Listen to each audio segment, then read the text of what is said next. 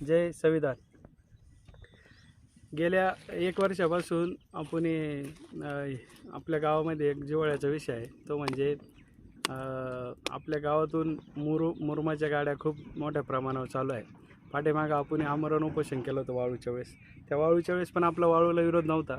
फक्त आपलं एक संविधानिक आपलं म्हणणं होतं का तुम्ही रॉयल्टीच्या पावतीच्या गाड्या जाऊ द्या, तुम्ही चोऱ्यामाऱ्या करू नका. त्याच्या विरोधात आपण आमरण उपोषण केलं होतं. त्यावेळेस उपोषण करताना आपण त्या ज्या मंडपामध्ये उभं बसलेलो होतो तलाठी कार्यालयापुढं, तिथं अनेक वेळा तहसीलदार साहेब आले. त्यांच्यासमोर काही वेळा मुरुमाच्या गाड्या गेल्या होत्या. त्यांना आपण प्रश्न विचारतो, साहेब या गाड्याला नंबर प्लेटा नाही आणि ह्या गाड्या अशा मुरुमात चालू आहेत. ते अक्षरशः हसत होते. याचा अर्थ असा होतो की प्रशासनाच्या जोरावर व यांचे इथले स्थानिक कार्यकर्त्यांचे आकांच्या जीवावर यांना वरच हसतं आहे. आकाच्या जीवावर प्रशासनाला हप्ते देऊन हे दिवस रात्र मुरुमात आहे. आज रोजी काल परवा इतक्या म्हणजे 2-3 दिवस सुट्ट्या होत्या, तर इतका त्यांनी धुमास घातलेला होता की सारख्या गाड्या चालू आहे. त्या स्पीड ब्रेकरवरती अक्षरशः जोरात चालतात. त्याच्यावरती मोठमोठेले दगड आहे. ते दगड उडून जर पडले, 1-2 दगड पडले पण त्या स्पीड ब्रेकरवर, शालेय विद्यार्थी राहतात आणि येणाऱ्या जाणाऱ्या लोकांना खूप त्रास आहे. एखाद्या जीवितहानी झाली, अपघात जर झाला तर याला जबाबदार कोण? हा माझा प्रशासनाला प्रश्न आहे. त्याच्या पाठीमागे वेळेस आजपर्यंत आपण म्हणायचं जाऊ द्या भाऊ, चला करते करू द्या, परंतु माझ्या गावामध्ये आत्ता सध्या जयंतीचा उत्सव जोरात चालू. जयंतीची तयारी रोज सर्रासपणे शेतकऱ्याच्या गाड्या RTO रस्त्यावरून नेतात. शेतकऱ्याला वेगळा न्याय हो. हे मुरुम चोरांना आणि वाळू चोरांना यांच्या गाड्याला नंबर प्लेटसुद्धा नाही. ते नंबर आहे तर ते खुडलेले आहे. उद्या जर सर्वसामान्याचा ॲक्सिडेंट झाला तर इन्शुरन्स क्लेम ह्या ही सुद्धा लाज वाटत नाही त्या प्रशासनाला, RTOला. गोरगरीब जनतेच्या शेतकऱ्यावर कारवाई करते आणि यांचे काही प्रशासनाचे पैसे देऊन हप्ते देऊन यांचे जसं काही बाप आहे अशी यांना सवलत देत्या. तर यांनी याच्या काळात प्रशासनाने यांच्यावर लवकरात लवकर कारवाई करावी. आणि विशेष म्हणजे यांच्या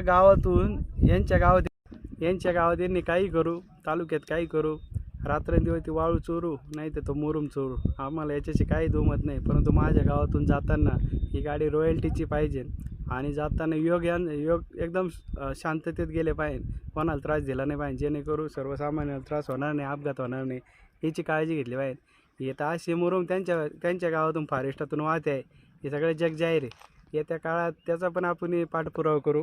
आणि दुसरी गोष्ट का गावातून मुरुम नेताना यांनी रॉयल्टी फाडवून न्यावा, एवढंच आमचं म्हणणं आहे. प्रशासनाला एवढीच विनंती आहे का यांना चोऱ्या करायच्या काय करायचं ते तुमचा प्रश्न आहे. शालेय विद्यार्थ्यांना किंवा जाणाऱ्या येणाऱ्यांच्या लोकांना अपघात होऊ नये म्हणून त्यांनी शांततेत गाडी न्यावं, एवढीच माझी प्रशासनाकडे विनंती आहे. आणि येत्या काळामध्ये याच्या विरोधामध्ये आपण मुख्यमंत्री साहेब, महसूल मंत्री साहेब व इथले आपले जिल्हाधिकारी साहेब यांना मी ईमेल पण केलेला आहे. आणि उद्या परवा आपण तहसीलदार व इथले तलाठी सर्कल जर मानावं घेत नसेल, हे सगळं हे जर यांच्या आकाच्या ऐकून व यांच्या प्रशासनाचे सर्व नियम धाब्या बसून जर हे जर करत असेल तर मी कलेक्टर साहेबांकडे येत्या काळात आपण लेखी स्वरूपात निवेदन देणार आहोत. आणि माझ्या गावाच्या वतीने येत्या काळात मोठं आंदोलन आपण येत्या काळात उभारणार आहोत, जेणेकरून यांचे डोळे उघडले पाहिजे प्रशासनाचे व त्या गावगुंडांचे व या तस्करांचे. आणि येत्या काळामध्ये आपण आणि हे जे तस्कर आहे हे समाजसेवेच्या नावाखाली गावगुंड आहे, वाळूवाले मुरमावाले जे वाळू तस्कर आहे गावगुंड, यांना यांनी यांच्या विरोधात आजपर्यंत जे समाजसेवक किंवा सर्वसामान्य कार्यकर्ते तर यांनी आवाज उठवला तर यांनी त्यांच्यावरती हल्ले केलेले आहे. तर माझं त्यांना जाहीर सांगणं आहे, बाबा रे तुम्हाला काय करायचं ते करा. हा देश हे सगळं काही जे चालतं आहे हे संविधानावर चालतं आहे. आणि जर तुम्ही दमदाटीची भाषा करीत असेल तर मी पण बाबासाहेबांचं चळवळीतलं रक्त आहे, मी बाबासाहेबांचं विचाराचं रक्त आहे. तर तुम्ही कधी पण वेळ तारीख कुठं सांगा, तुमच्यासाठी प्रशासनासाठी आम्ही कधी पण हात जोडायला तयार आहे, हाताच्या बाया वर करायला तयार आहे. तुम्ही कधी तारीख वेळ कधी सांगा. आणि हे फक्त आणि फक्त अन्यायाच्या विरोधात आहे. इथून पाठीमागे आम्ही कधी काही विषय घेतला नाही, चला बस शांततेत घेतला. आज आमच्या गावामध्ये एका शेतकऱ्याने मुरुम टाकला तर हे गावगुंड त्याच्या घरी येऊन त्याला दमदाटी करते, का हा मुरुम कस काय टाकला ना आमच्याकडून टाकावं लागत होता, आमच्याच गाड्या पाहिजे नव्हत्या. तुमचा काय किराण्याचा धंदा आहे का? गोरगरीब शेतकऱ्याला त्रास देते.